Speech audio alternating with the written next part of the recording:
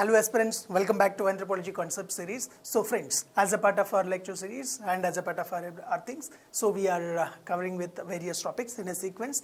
So in last topic, we have covered the topic of culture. So now, let us try to proceed ahead with the next important topic in anthropology, that is marriage. It is unit number 2.3 in socio-cultural anthropology. So friends, if you look at the marriage topic, so one of the important concept in that is universality of the marriage and the definitions of the marriage. So in this episode, let us try to have a glance of such kind of aspects. So this is the topic of the discussion for us. Marriage, universality and the definition of marriage. Okay, so let's try to begin the discussion.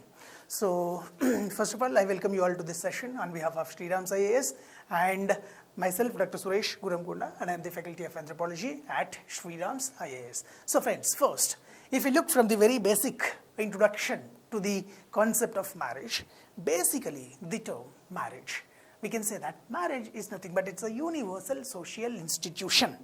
So in one thing that we can say that it's a social institution. So when we are saying it as a social institution, that means this is a social unit. It usually tries to regulate and control some of the aspects of the human behavior in the society. That's where, as a social institution, so marriage controls the sexual behavior and regulates the sexual relationships among the humans. This is where we say that as a social institution, marriage tries to regulate the mating relations in the society. So one of the very, very important aspect that you should remember. And the second aspect that you should remember is that what does marriage do? So when we see from the perspective of that, so as a social institution, marriage usually tries to provide us a kind of cultural and social approval to the union between males and females. So this is another important aspect that you should remember. So it provides that social approval to the union between males and females. This is very, very important aspect. Now, if we generally see or notice or observe in the society, be it could be the most simple society, or be it could be the most advanced society, or be it could be the most primitive society, or be it could be the most modern society. So we can see the institution of marriage in one or other format, in one or other type, in one or other form. But there are some few exceptions to this, that the institution of marriage is absent in very rare cases, like among the Nayar community of Malabar region and the Na community of China. So what happens here? Among the Nayar community of Malabar region, we will have one unique practice or unique tradition that is known as visiting husband tradition, that we say in general parlance. Rather, if we talk from the Nayar's terminology, so that kind of relationship is known as sambandham kind of relation. So amongst the traditional Nayar community, we can able to see such kind of things. As of now, like things have got modernized and things have changed and there is some changes in the system. But if you see from the Na community of the China, there is a tradition that is known as Sese, S-E-S-E, Sese tradition. So which is again, there we cannot see the institution of marriage in a systematic fashion. Is that it clear? So that's where, so in general we can say that like marriage as a social institution can be seen across all the societies. So that's why in a simple fashion we can say it's a universal institution. But what about the universality of the definition of the marriage? That let's try to see. If we try to look into that particular aspect, so basically the definitions, if you look, first we can have the idea from the Western ideology point of view. So from the Western ideology point of view, if we see marriage is basically regarded as an agreement, or it is regarded as a contract between the two individuals. So what is marriage according to Western ideology? It's an agreement or it's a contract between two individuals. Now, what is the purpose of this agreement? The purpose of this agreement is generally to produce and maintain the children. That's the purpose. Remember like that. So in a simple fashion, this is how we can define marriage from the Western ideological perspective.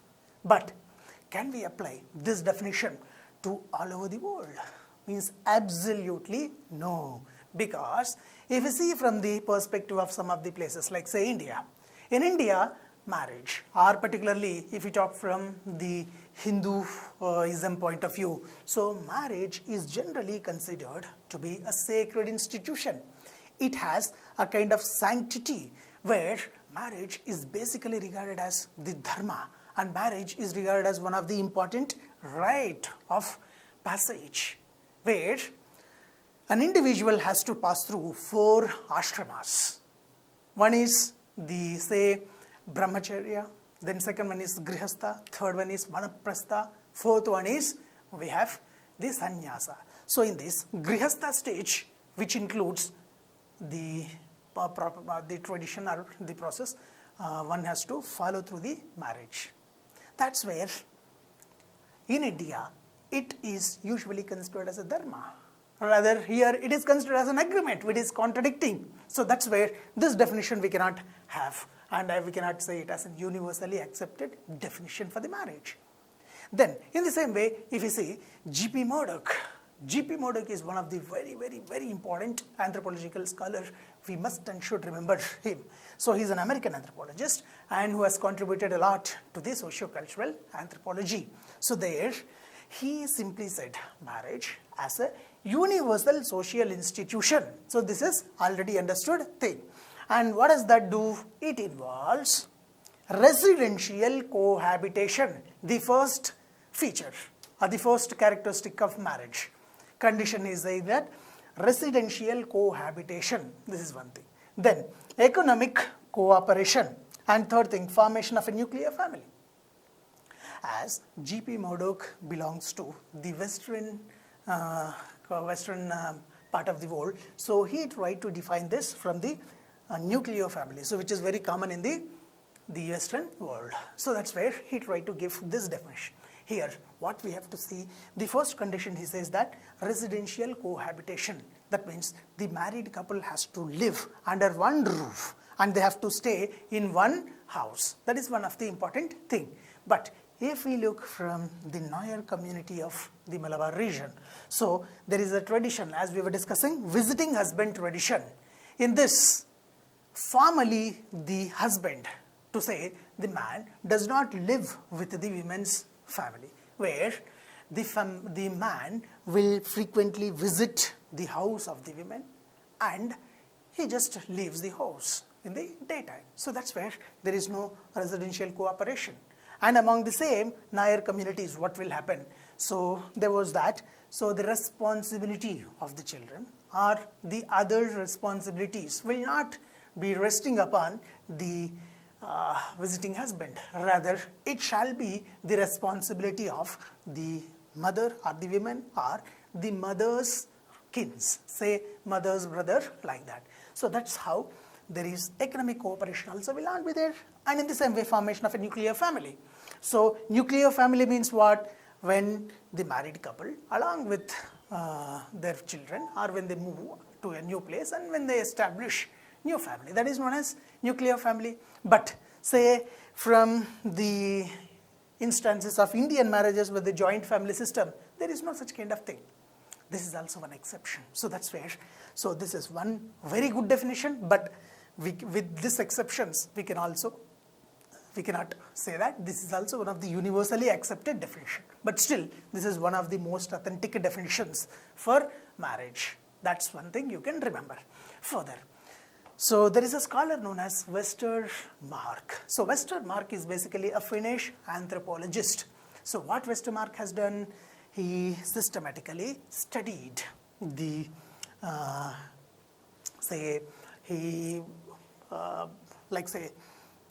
from the Westermarck's point of view, let's see the definition first. So from Westermarck's point of view, marriage can be defined as a relation of one or more men to one or more women.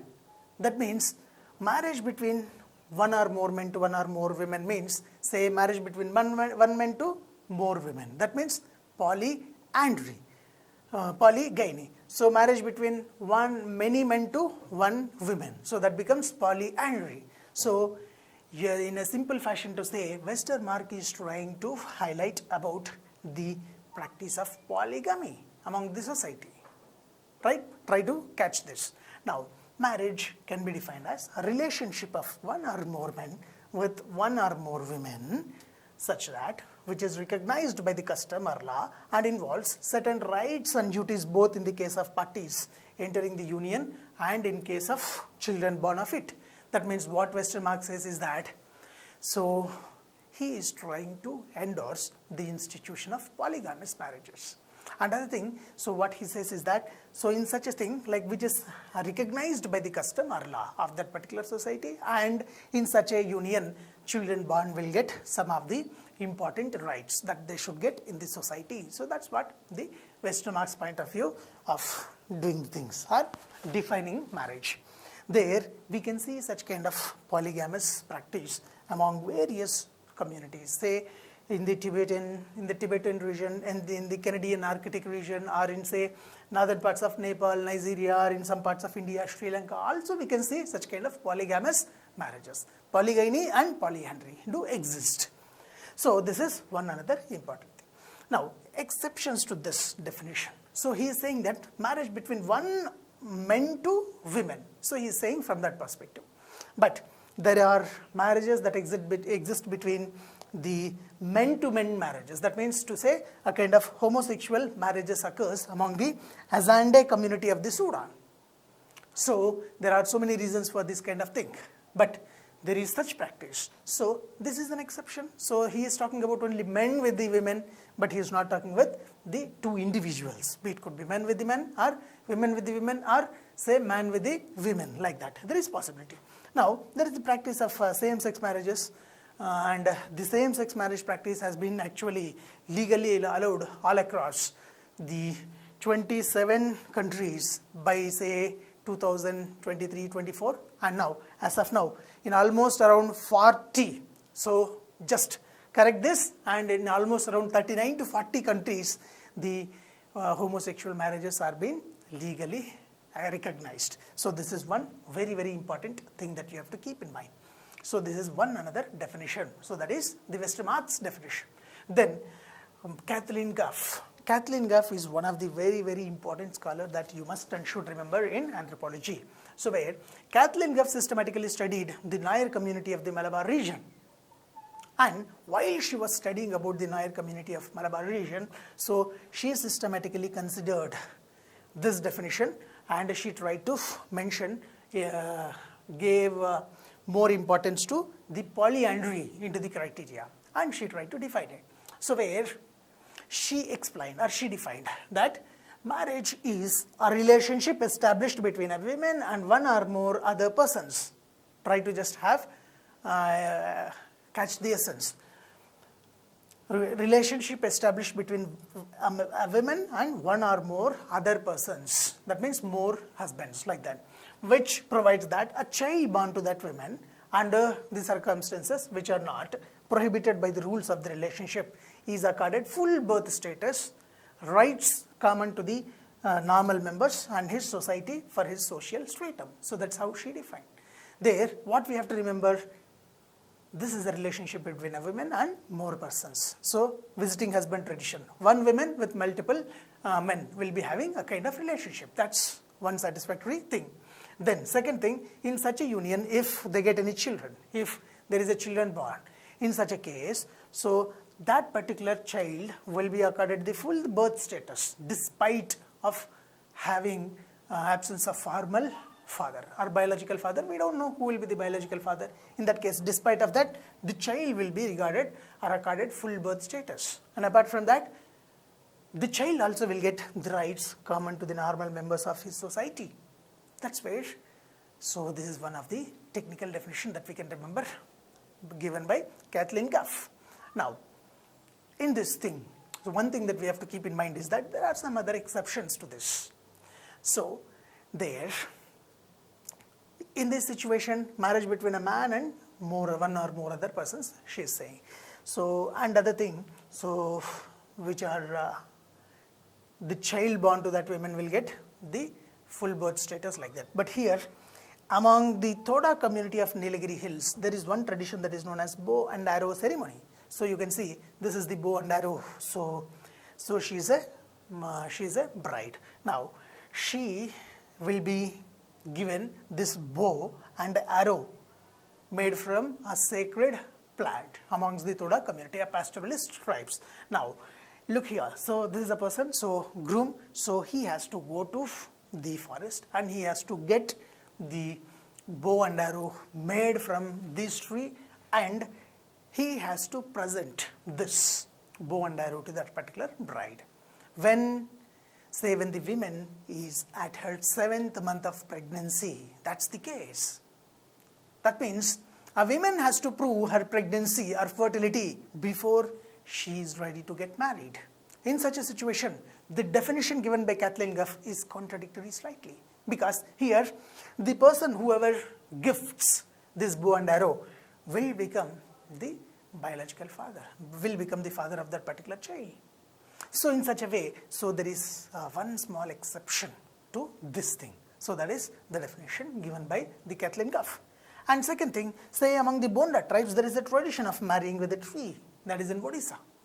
Again, the definition talks about marriage between a woman and other persons. But the marriage with the tree, there is no mention. And other thing, tradition of live-in relationship among the Kohns of the central India. So this is another important thing that you can see and you can remember. Can you able to catch this? This is one important aspect. And further, Gothul culture. There is one established culture that is known as Gothul culture amongst the Maurya Kohns of central India. So where what happens? There is youth dormitories in which the girls and boys will be given training. In that, there will be a kind of thing that premarital sexual relations also will be allowed in such institutions. So training also will be given in such. So but in general, these things will not be accepted. Can you able to get it? So that is where, so these are some of the common examples for the definition given by Kathleen Gough. So that's one thing. But nevertheless, if you see, there is another important scholar known as Malinowski. Malinowski is a functionalist and he is the Polish anthropologist. So he belongs to Poland by birth. Now what he said, a legal marriage is the one which gives a woman socially sanctioned husband and the children a socially recognized father. So this definition, what does it do? It solemnizes the Toda marriage practice. Among the Todas, what was happening? Say, in the 7th month of her pregnancy, so a particular person from the community will offer a bow and arrow, and then he becomes the socially accepted husband. So women gets a socially sanctioned husband and children gets a socially recognized father. That is where this definition solemnizes the Toda practice of visiting husband tradition. Toda's thing of bow and arrow ceremony. This is where. So this one is something that you have to remember. So where we'll get that the pregnancy precedes the marriage. What is the reason behind this? Among the Todas, a woman has to prove her fertility so that she can prove her eligibility to get married. This is one important aspect. That is where. And in a very simple fashion, what Malinowski says, he says that marriage is a contract for the production and maintenance of the children. This is a very simple definition. Again, from the definition and again from the observation of the Todas. This is one another thing. And finally, if you see, so we can take one of the institutionalized definition also. So what is that institutionalized definition? According to the Royal Anthropological Institute of Great Britain and Ireland, so they usually publish one publication that is known as the Notes and Queries in Anthropology, and in that the 1951 edition provides the definition for marriage, where it states that marriage is a union between man and a woman such that the children born to that woman are recognized as legitimate offsprings of the parents. So two things that you have to remember here. First thing, marriage is a union between man and women. That's first thing, which is generally done in the society. And second thing, in such a relation, if there is any children born, then these children will be considered as legally accepted children of that.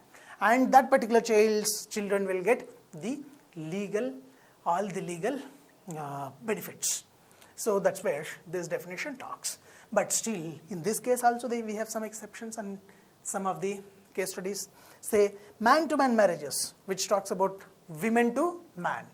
So among the Ajante community, then we can see ghost marriages will be prevailing in the New Year community of the Sudan. So then say among there are women to women marriages among the Nandi community as well as the New Year community of the Sudan. Nandi community of Kenya and New Year community of Sudan. So this is where, so another important peculiar practices. These are all the case studies that we have to learn. So this is where, so these are some of the basic aspects of the definition. So friends, with all these definitions, so you can see the Nandi community of Kenya here, or like say Agenda community of Africa, or New Year community of Sudan.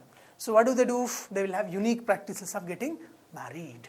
So that's where you have to remember these things. So friends, what we'll be doing, let's try to take up some of these important case studies, and let's try to discuss these case studies also in a peculiar way, so that you can have a good record of the case studies also. So in next video or in next session, I'll be coming up with these case studies which are relevant to marriage topic, so that let's try to learn them in a systematic fashion, so that you can have a good account of the marriage case studies, marriage related case studies. Right friends? So from all these definitions, what we can say is that in a simple fashion, marriage is a universal social institution, but the definition of the marriage cannot be given in a universal stance. Exceptions, like say, except the Na community and the Nayar community of the Malabar region. So then, apart from these, so marriage as a social institution exists amongst all the societies. So that is one of the important thing that you can keep in mind. Is that clear? But the definition, which definition you will have to pick. So one thing, if you want to provide any definition that supports polygamy, then you go for Westermarck's definition. If you want to talk from the context of say Todas, then go with the definition given by Malinowski. If you want to just support or endorse the polyandry and particularly the Nayar communities, then you go with the Kathleen Gough's definition. Or in general, if you want to talk about the features of the marriage, then proceed with the definition given by G.P. Murdock. Or if you want to talk from the nature of the marriage and the significance of the nature of the marriage, then use the definition according to the Western ideology, and you can get that what is the purpose and objective. And in general, if you want to give any institutionalized definition, then proceed with the notes and queries definition, where it would be institutionalized definition for the marriage. So that's all for the day from my side, friends. So in next session, in next episode, let's try to discuss about some of the important case studies related to marriage topic. Right? So thank you for joining with me, and let's meet again in the next episode. Thank you all once again.